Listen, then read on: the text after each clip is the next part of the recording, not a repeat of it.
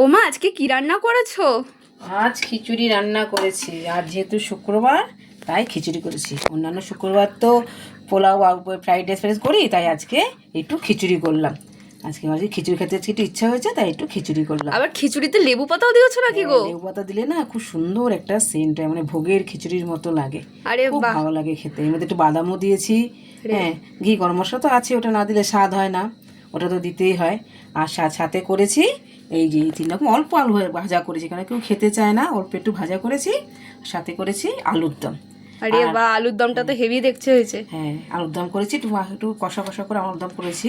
পুরো লাল লাল নাকি? হ্যাঁ, এইটা একটু হয়েছে লাল লাল। আর চাটনি করলে না আজকে? তুই তো বলি চাটনি করতে, না তাই চাটনি করিনি। ও, চাটনি করনি? না, চাটনি আচ্ছা, তা আজকে এই যে খিচুড়ি হ্যাঁ, আর তার সাথে এই যে আলু ভাজা, বেগুন ভাজা, পটল ভাজা আর এই ঝাল ঝাল আলুর দম।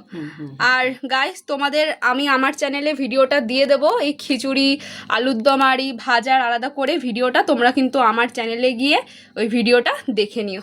চলো, টাটা।